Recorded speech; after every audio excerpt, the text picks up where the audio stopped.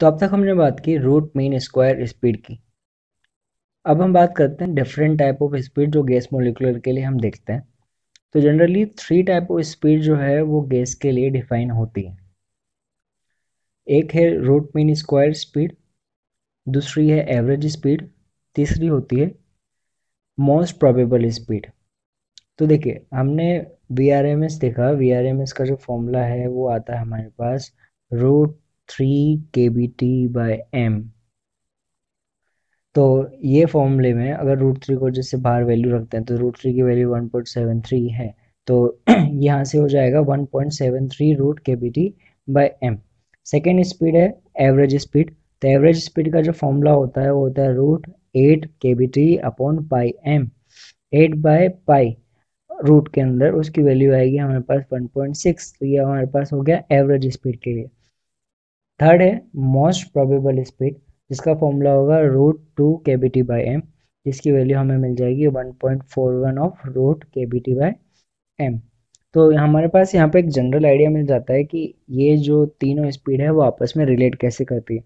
तो अगर इन वैल्यू में देखेंगे तो वीआरएमएस जो होता है वो सबसे ज़्यादा होता है, उसके बाद एवरेज और उसके बाद मोस्ट प्रोबेबल स्पीड। ओके, तो यहाँ पे हमें यहाँ पर जो है वो एक जनरल ये रिलेशन जो है वो ध्यान रखना है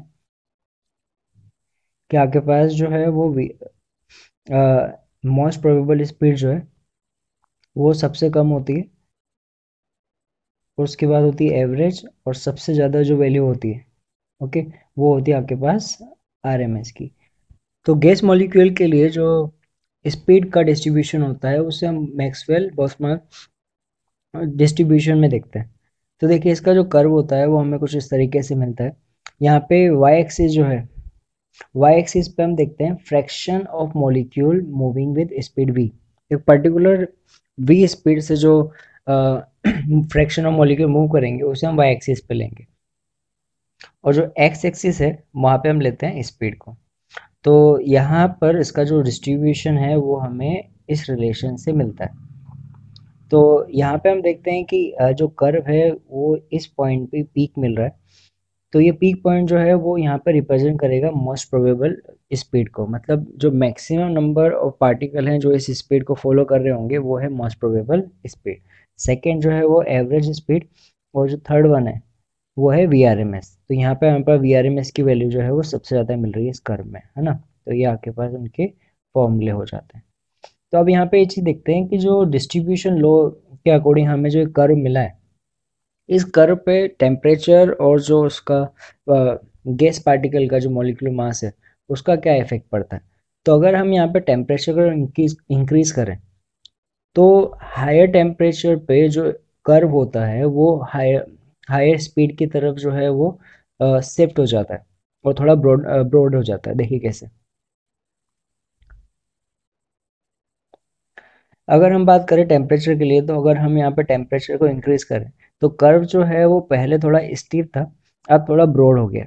तो आपके पास टेम्परेचर बढ़ाने पे जो कर्व होता है वो हायर स्पीड की तरफ ट्रांसफर हो जाता है, और कर्व जो होता है वो थोड़ा ब्रॉड हो जाता है। यहाँ पे कर्व जो है वो थोड़ा स्टीप है और यहाँ पे थोड़ा ब्रॉड होता है। ओके, तो यहाँ पे हमारे पास जो कर्व होगा वो राइट साइड मूव कर जाएगा। अगर हम यहाँ पे मॉलिक्यूल के मास की बात करें तो यहाँ पे अगर मॉलिक्यूल जो है वो हेवी होगा तो उसकी स्पीड जो होगी वो कम होगी। तो heavy molecule move more slowly than lighter molecule, therefore heavier heavier molecules will have a smaller speed distribution, while lighter molecule will have distribution that more speed out। देखिए, तो कर्व के अंदर यहाँ पे हम जो कर्व बता रहे हैं उसमें जो हीलियम है वो लाइटर है, तो उसका जो कर्व आया वो ब्रॉड आ रहा है। ओके, तो हम जितना मास जो है जितना कम होगा जो कर्व होगा वो उतना ब्रॉड होता जाएगा। ओके, तो इसको हम फॉर्मूले से भी देख सकते हैं। तो फॉर्मूले में हम देखेंगे तो वेलोसिटी जो होती है वो मॉलिक्यूलर मास के √m के इन्वर्सली प्रोपोर्शनल होती है। यानी यहाँ पे मास ज़्यादा होगा तो वेलोसिटी जो होगी वो कम हो जाएगी, यानी मास कम होगा तो जो कर्व होगा वो ब्रॉड हो जाएगा, और मास अगर ज़्यादा हुआ तो कर्व जो होगा वो स्टीप हो जाएगा। तो अब हम डिस्कस करेंगे मीन फ्री पाथ और मीन फ्री टाइम के लिए। तो जेडब्ल्यू के अंदर इस टाइप के क्वेश्चन जो है वो रिलेशन बेस्ड क्वेश्चन पूछे जाते हैं, तो ये पोर्शन जो है वो इम्पोर्टेंट है। तो पहले हम समझते हैं कि जो मीन फ्री पाथ जो है वो एक्चुअल में होता क्या है। तो average distance travel by molecule between two successive collision is defined as mean free path. Collision हुआ और उसके बाद पार्टिकल दूसरे कोलिजन के लिए जितनी एवरेज डिस्टेंस कवर करता है उसे हम मीन फ्री पाथ डिफाइन करते हैं। जैसे फॉर एग्जांपल अगर डायग्राम में देखें, तो अगर हम इस पार्टिकल को कंसिडरेशन में लेते हैं, तो ये वाला पार्टिकल जो है वो पहले इस वाले पार्टिकल से कोलिजन करेगा, फिर इधर, और इस तरीके से वो नंबर ऑफ कोलिजन करेगा। तो अज्यूम करते हैं कि उसने टोटल डिस्टेंस जो है वो अगर एल कवर की है, तो टोटल नंबर ऑफ कोलिजन उसने अगर एन किए हैं, तो लेंथ अपॉन एन जो है वो यहाँ पे उसका मीन फ्री पाथ डिफाइन होता है। मीन फ्री पाथ जो है वो total length cover by particle divided by total number of collision, ये डिफाइन होगा। ओके, तो lambda is equal to L upon N. तो यहाँ पर जो मीन फ्री पाथ है उसका रिलेशन आता कैसे है उसे हम देखते हैं यहाँ पर नेक्स्ट में। देखिए, हम यहाँ पे मानते हैं कि जब मॉलिक्यूल मूव करेगा तो कौन से मॉलिक्यूल से कोलिजन कर सकता है। तो जब वो मॉलिक्यूल मूव करेगा तो वो उन्हीं पार्टिकल से कोलिजन कर पाएगा जो उसके पाथ में आ रहा है, जो उसके क्रॉस सेक्शन में आ रहे हैं। अज्यूम करते हैं कि ये कोई पार्टिकल है और ये कोई पार्टिकल है। तो पार्टिकल, ये वाली एक्सट्रीम कंडीशन है जहाँ पे वो इनसे कोलिजन कर सकता है। अगर पार्टिकल जो है वो थोड़ा भी ऊपर हुआ, तो ये वाला पार्टिकल जो स्ट्रेट पाथ पे मूव कर रहा है वो इससे कोलिजन नहीं कर पाएगा। तो हमारे पास जो इफेक्टिव क्रॉस सेक्शन एरिया है जहाँ पे वो कोलिजन कर सकता है, वो कौन सा होगा? वो होगा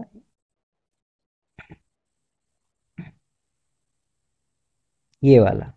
ओके, तो ये वाला सिर्फ इफेक्टिव क्रॉस सेक्शन एरिया होगा जहाँ पे वो कोलिजन कर पाएगा। तो उसको हम यहाँ पे डायग्राम में देख रहे हैं। ओके, तो यहाँ पे अगर उसका डायमीटर जो है वो डी है, ओके, पार्टिकल का जो डायमीटर अगर डी है, यहाँ से यहाँ तक का अगर डायमीटर जो है वो डी है, तो पाई डी स्क्वायर ये वो effective area cross section area होगा। ओके, ये इफेक्टिव क्रॉस सेक्शन एरिया होगा जिसमें पार्टिकल कोई होगा जो वो कोलिजन कर पाएगा। तो अगर इस क्रॉस सेक्शन एरिया के साथ पार्टिकल फर्दर आगे मूव करेगा तो वो कितने नंबर ऑफ कोलिजन करेगा।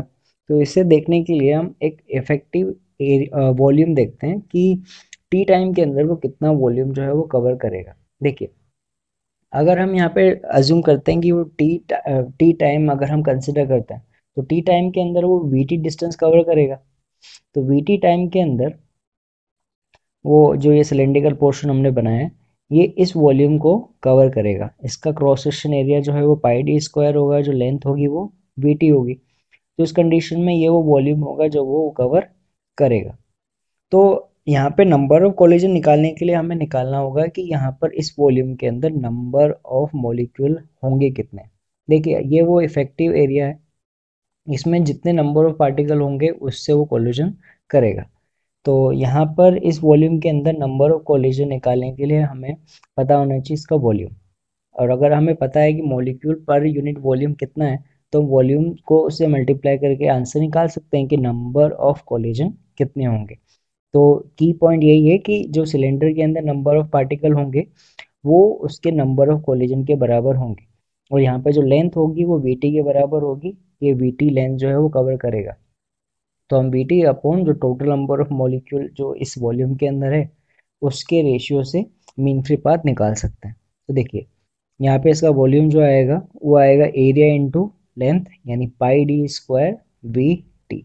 ओके, तो देखिए, तो यहाँ पे मीन फ्री पाथ जो हुआ वो होगा distance travel upon volume of interaction into number of molecule per unit volume.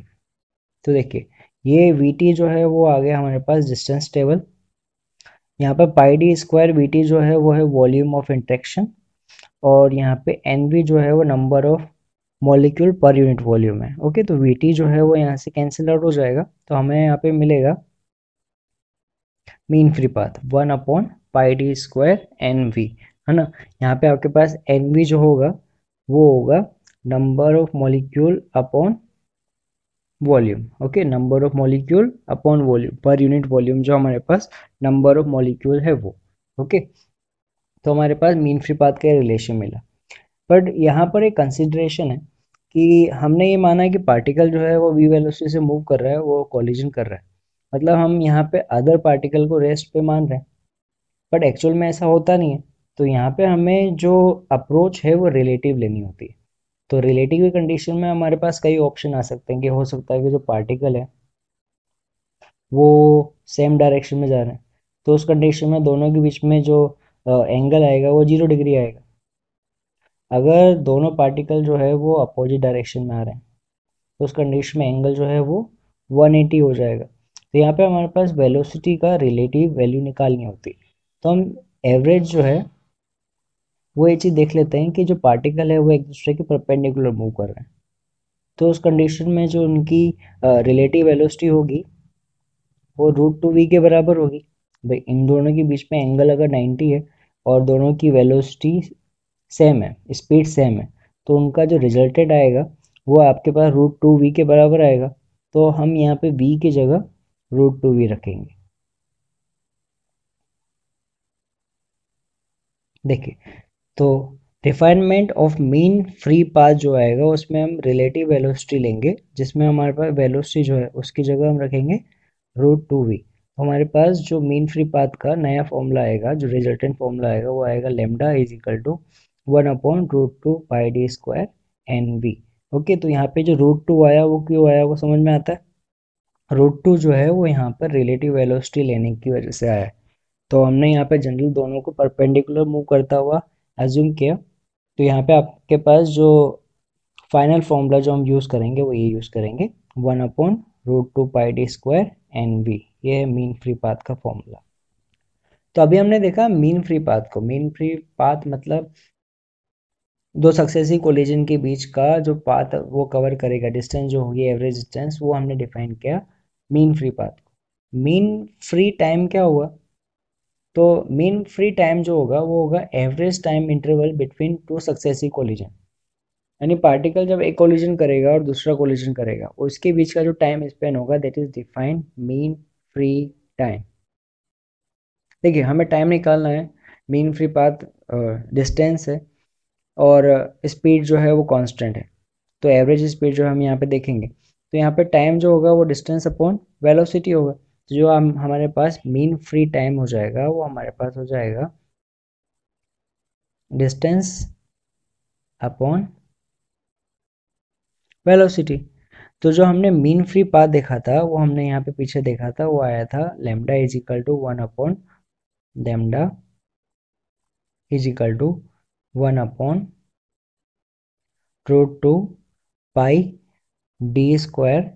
D जो था उसका डायमीटर था, πd² इंटू एन वी। देखिए यहाँ पे एन वी जो है वो था हमारे पास number of molecule per unit volume. यहाँ पे हम एन वी जो होगा उसको हम number of molecule upon volume इस फॉर्म में भी रखेंगे। यहाँ पे वी जो है उसका वॉल्यूम है, तो इसको हम यहाँ पे जब इन दोनों को हम यहाँ पे ऊपर वाले रिलेशन में रखेंगे तो देखिए यहाँ पे हमारे पास जो मीन फ्री टाइम है उसका फॉर्मूला आ जाएगा, वो होगा वी, वी यहाँ पे volume 1/√2 π ND² V average. Okay, यहाँ पे वी जो है वो वॉल्यूम है, यहाँ पर एन जो है नंबर ऑफ मॉलिक्यूल है, डी जो है वो मॉलिक्यूल का डायमीटर है और वी एवरेज मॉलिक्यूल की स्पीड है।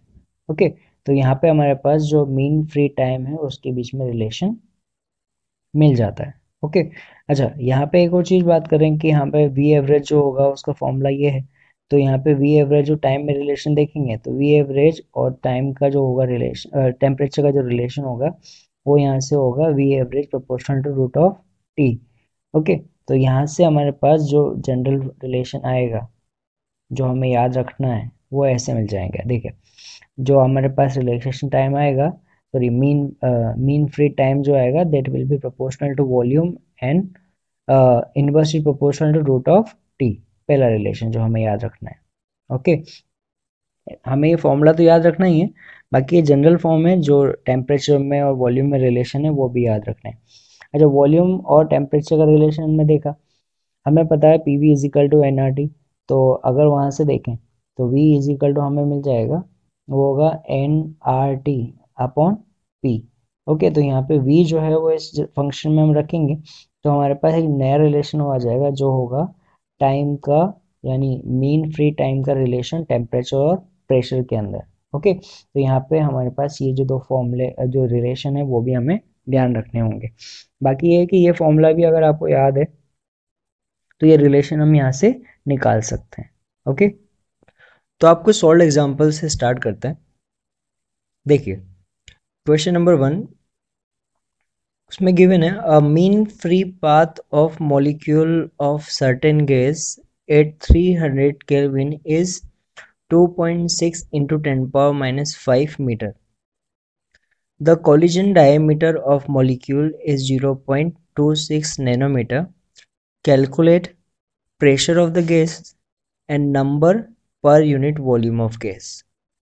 ओके, तो सबसे पहले डेटा देख लेते हैं। देखिए हमें डेटा क्या गिवन है, जो मीन फ्री पाथ है वो हमें गिवन है 2.6 इंटू 10 पावर माइनस 5 मीटर। जो डायमीटर है वो दिया हुआ 0.26 नैनोमीटर, या कह सकते हैं 2.6 इंटू 10 पावर माइनस 10 मीटर। और जो टेम्परेचर गिवन है वो है 300 केल्विन। देखिए मीन फ्री पाथ का फॉर्मूला हमें पता है, वो है lambda is equal to 1/√2 pi sigma square N, है ना। यहाँ पे एन जो है ना ये आपके पास number of molecule per unit volume है। ओके, तो यहाँ पे आपके पास वॉल्यूम वॉल्यूम डिवाइडेड कंडीशन में, तो यहाँ पे जो वैल्यूज़ है वो पुट कर देते हैं। देखिए यहाँ से आपके पास n की वैल्यू जो है वो यहाँ पे मिल जाती है, that is 1.281 into 10 power 23 molecule per unit per unit volume means metre cube. Okay, तो प्रेशर के लिए यहाँ से रिलेशन से स्टार्ट करते हैं, that is P V is equal to N K T. यहाँ पे एन नंबर ऑफ मॉलिक्यूल्स है, के बोल्ट्जमान कांस्टेंट है, टी टेम्परेचर है, पी प्रेशर और वी वॉल्यूम है। तो यहाँ से प्रेशर का रिलेशन निकालेंगे तो आएगा आपके पास N upon V K T. Okay, और यहाँ पे एन अपॉन वी जो है वो number of molecule per unit volume हो जाएगा, P V P is equal to N star K T. देखिए एन स्टार की वैल्यू हम पहले निकाल चुके हैं लास्ट सेक्शन में, वो आपके पास ये वैल्यू है यहाँ पर। ओके, के की वैल्यू जो है वो हमने यहाँ रखी है और टी जो है वो 300 है। ओके, तो इसको सॉल्व करेंगे तो हमारे पास प्रेशर की वैल्यू यहाँ से आ जाएगी। ओके, तो क्वेश्चन नंबर 2 पे बात करते हैं। क्वेश्चन में हमें बताया हुआ है टू गैसेस आर्गन, जिसके लिए हमें रेडियस जो दी हुई है वो 0.7 नैनोमीटर दी हुई है और एटॉमिक वेट जो है वो 40 दिया हुआ है। और जिनोन, जिसके लिए हमें एटॉमिक रेडियस जो है वो 0.1 नैनोमीटर और एटॉमिक मास जो है वो 140 दिया हुआ है, have the same number density, means इनके लिए जो n number of molecule per unit volume जो है वो सेम है, और जो टेम्परेचर है ना, at the same temperature the ratio of their respective mean free time is closest to. Okay, तो यहाँ पे एन और टी जो है वो कांस्टेंट दिए हुए हैं, तो हमें पूछा हुआ है कि जो उनके मीन फ्री टाइम है उसमें रिलेशन क्या होंगे। तो देखिए, तो मीन फ्री टाइम जो होता है वो होता है T is equal to mean free path upon velocity, है ना। अब एक बार समझिए कि यहाँ पे जो मीन फ्री पाथ है लेमडा, यहाँ पे एन जो है वो कांस्टेंट है, तो अदर वैल्यू अदर भी जो है वो कांस्टेंट है, तो लेमडा जो होगा that will be proportional to 1/t²।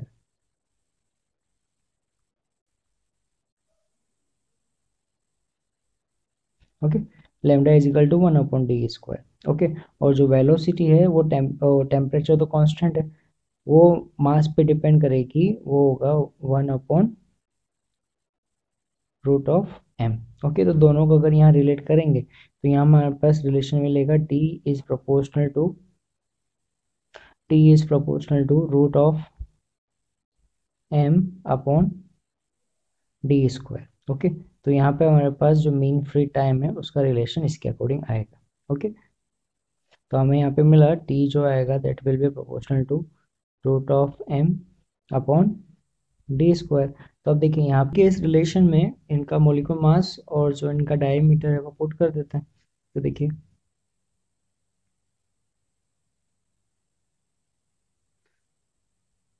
T of argon upon T of xenon, that will be equal to,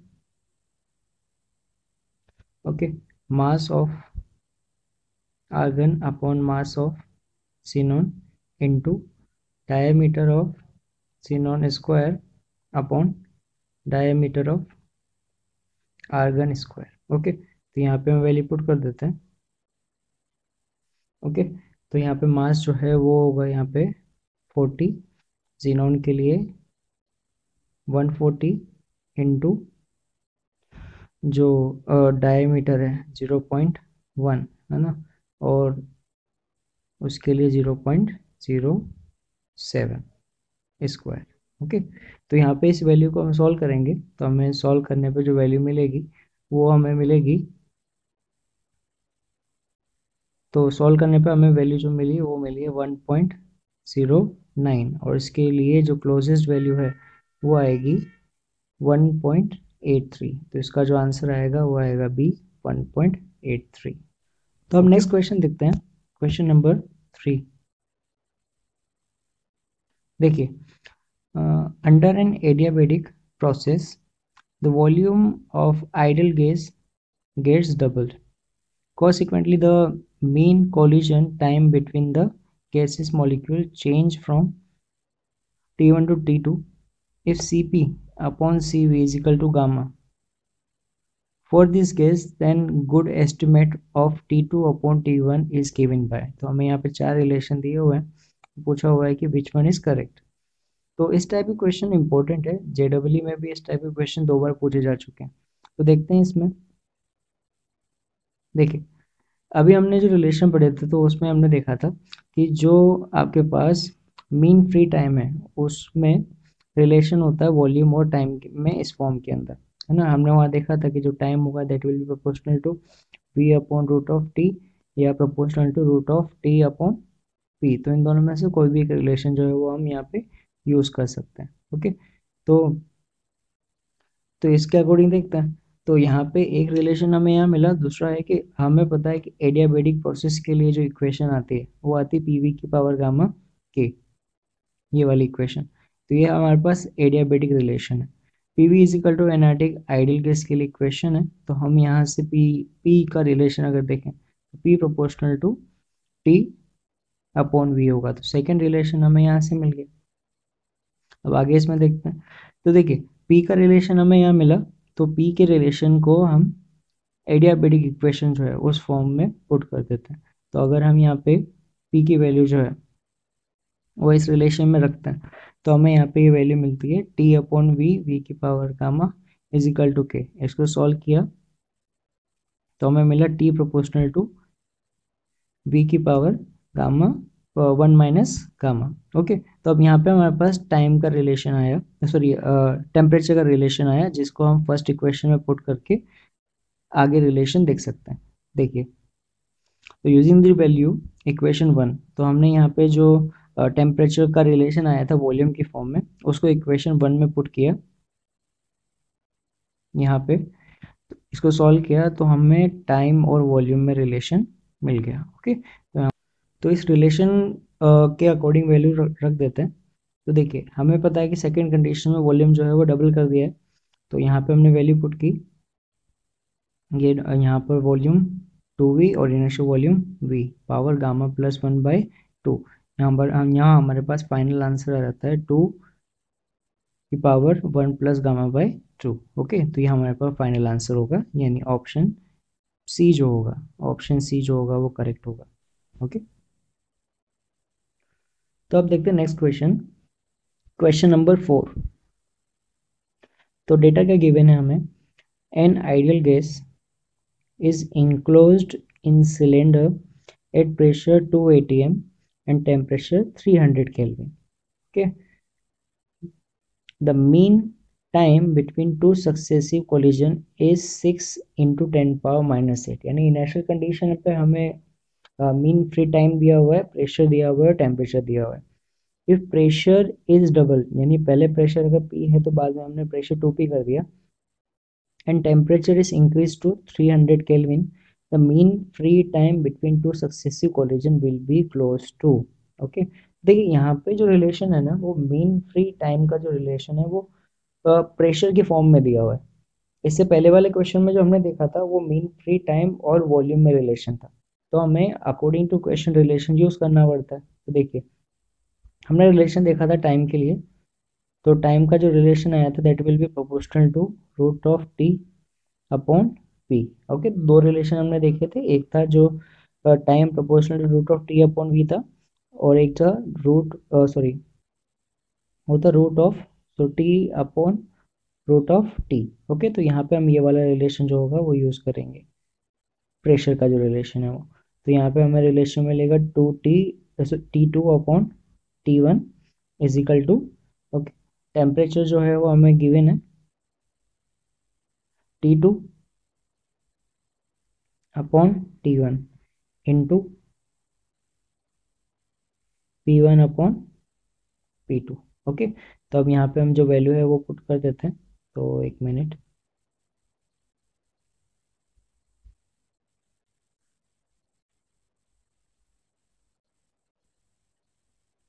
तो वैल्यू पुट कर देते हैं, T2 upon T1 is equal to, देखो टेम्परेचर T2 जो है वो 500 upon 300 into P upon 2P। Okay, अब इसको सॉल्व कर लेंगे, तो सॉल्व करने पे हमें जो आंसर मिलेगा यहाँ पे, हमें आंसर मिल जाएगा 3.8 इंटू 10⁻⁻8 सेकेंड, यानी बाद में जो मीन फ्री टाइम होगा वो 3.8 इंटू 10⁻⁻8 हो जाएगा। ओके, तो यहाँ एक और क्वेश्चन देखते हैं, क्वेश्चन नंबर 5। तो देखिए क्वेश्चन के अंदर क्या डेटा गिवन है, the plot that depicts the behavior of mean free time t, time between two successive collision for molecule of an ideal gas as function of temperature। तो यहाँ पे पूछा हुआ है इसका ग्राफ जो होगा, टाइम और जो टेम्परेचर का ग्राफ होगा वो कौन सा होगा। तो देखिए हमें यहाँ पे पता है कि जो मीन फ्री टाइम है उसका रिलेशन होता है mean free path upon average speed. Okay, तो मीन फ्री पाथ के रिलेशन में अगर यहाँ देखेंगे तो देखिए डी कांस्टेंट है, एन कांस्टेंट है, यहाँ पे एवरेज स्पीड में देखेंगे तो एम कांस्टेंट है, यानी यहाँ पे एक ओनली वेरिएबल जो मिलता है वो टेम्परेचर मिलता है, और वो है आपके पास 1/√T में। तो आपके पास टाइम और इसमें जो रिलेशन आएगा वो आएगा बी वाला,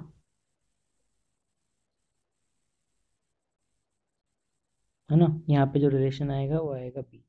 ओके।